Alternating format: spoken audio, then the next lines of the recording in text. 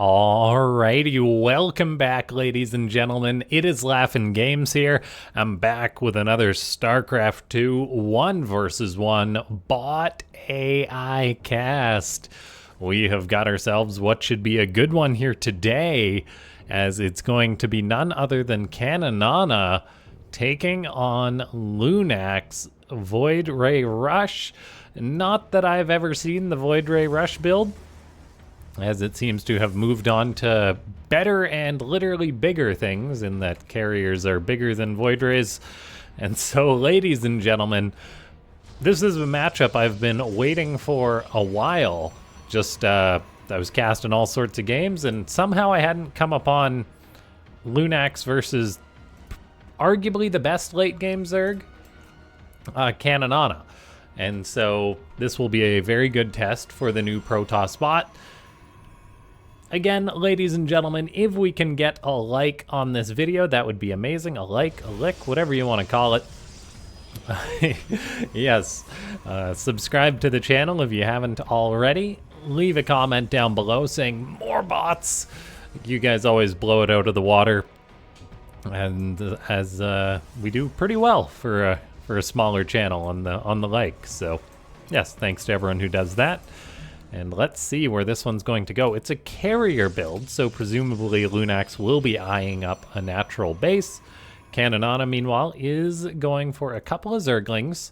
Queen on the way, as it does always open up with that quick little spawning pool.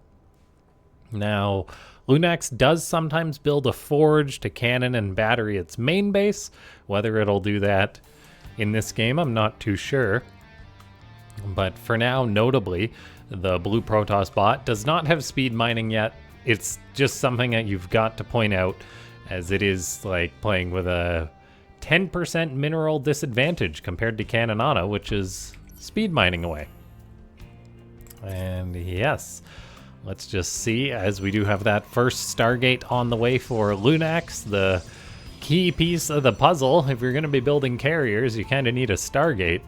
Mineral count is rising as well for Lunax, so we should see an expo go up soon, but for now, a Zergling of Caninana is coming in to go for a nice little scout. It sees the Stargate, and then it just, has total free reign to scout around, which is very, very nice.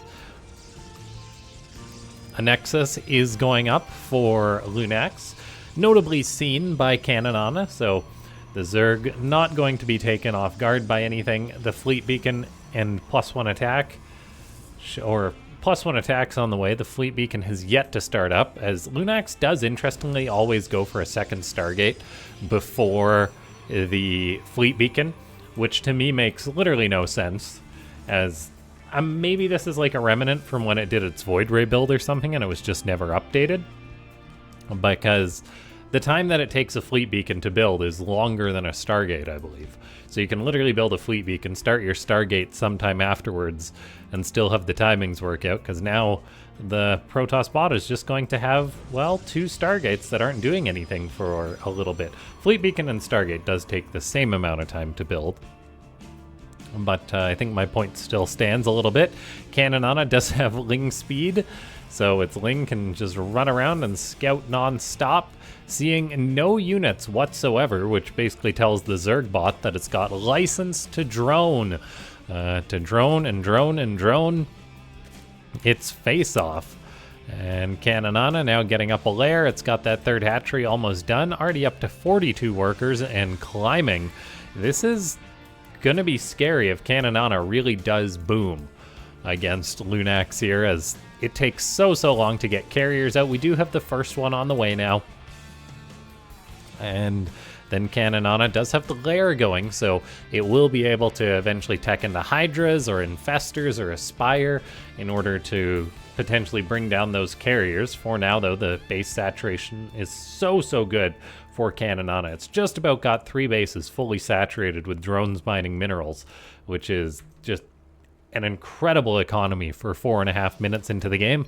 It's a very passive game so far, and we'll just have to see whether the carrier power of Lunax can overcome the economic advantage of Caninana. The first carrier is about to pop out. We notably have +1 attack already done for them, so we'll see. Eventually +2 attack will get started. Eventually another carrier will get fired up, but the carriers have been identified, as Caninana should now begin getting up some anti-air at some point. Anyway, the Zerg is just getting up that 4th base. Notably, ley lines is a bit of a bizarre map in the sense that the mineral patches at this base actually block the geyser being taken. So you have to mine about 150 minerals off a base, which is not a small amount of time. Like, that's actually like a solid minute or two, I think, of mining, because, I mean, you could program a bot to just focus on that one mineral patch and do all the drone micro, but if you're a player, you pretty much just have to wait till all these mineral patches lose 150, because it's just going to mine through them evenly. So definitely warm-up time on that base to begin paying its gas dividends. We do now have Caninana getting up a Hydroden, making many, many more Zerglings, but those don't shoot up, which is problematic. And LaughNgamez is actually showing on up here, as Caninana has got 2 carriers on its front doorstep. I didn't actually see those carriers sneak over. So we've got a situation where Caninana is counterattacking with all these Zerglings. The 2 carriers with their +1 attack are going to be trying to kill these queens, which are not really fighting back. Interceptors continue to break bots on the ladder.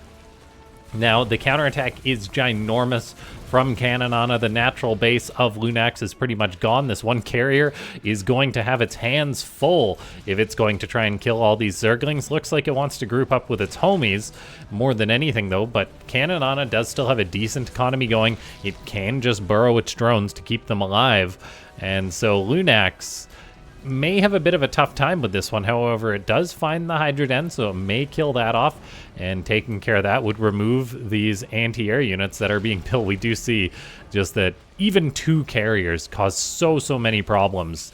Now, 1 carrier is presently defending on LaughNgamez's side of the map. The economy of the Protoss bot has been slashed, but hey, it can still afford to build 2 carriers out of its 2 Stargates, so mission accomplished. Now, Caninana does have Neural Parasite just about done, so we could see some Infestors produced potentially from the Zerg, but it might not have enough of an economy to do that, as these drones are not mining, and there's honestly just not a lot of mining going on for Caninana right now, really just the 1 base. The Hydroden is being attempted to be rebuilt, and I did not expect this to just be such a rollover. 2 carriers moving across the map seems to completely break most bots, and that is just really powerful. Queens are being produced, but so far they have done sweet nothing against these carriers, and now there's 4 of them. 2 of them were causing problems. There's actually 5 of them. The counterattack from Caninana was good, but the carriers eventually drove the Lings away, which are now just sitting pretty, and there's also no gas for Caninana, so it's not really building any Infestors. And yeah, just a lack of a detailed response here. I think we're just going to have a total victory here for LaughNgamez with some carriers. And all my talk of Caninana being the best late game Zerg, it never really got to the late game, did it? It goes to show that odd timing attacks can definitely work against bots. And yeah, well done by LaughNgamez, showing us that it's a very simple concept, but it does incredibly well, because those interceptors, they really cause problems for bot authors. I think we'll have to see some specific programming from most bots in order to handle this if LaughNgamez becomes more of a problem.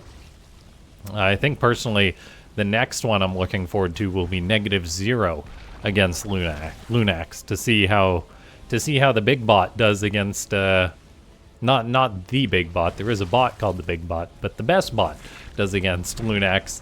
As yeah, so far it's taken down Eris, it's taken down Caninana, taken down Benbot. It really is an absolute killer, and yeah, very cool to see. As I think it's just a matter of time until Caninana perishes here. So ladies and gentlemen, if you've enjoyed this one, click that like button, leave a comment down below. If you haven't already, subscribe, and just big thanks to everyone that is a YouTube member. You make these daily videos possible, even though I'm in school, but it does genuinely help me justify spending the time to make sure I get these daily videos out. And yeah, so big thanks to everyone who does support the channel. Let's see here, as these carriers are still flying around, just killing everything. Yeah, Caninana is a dead nerd Zerg. A little underwhelming, but I guess I'll start looking for games where Lunax loses. Not that I haven't been for lack of trying. I literally went into this replay blind and was like, okay, which, all right. So I had no idea which bot won, but yeah, Lunax continues to dominate.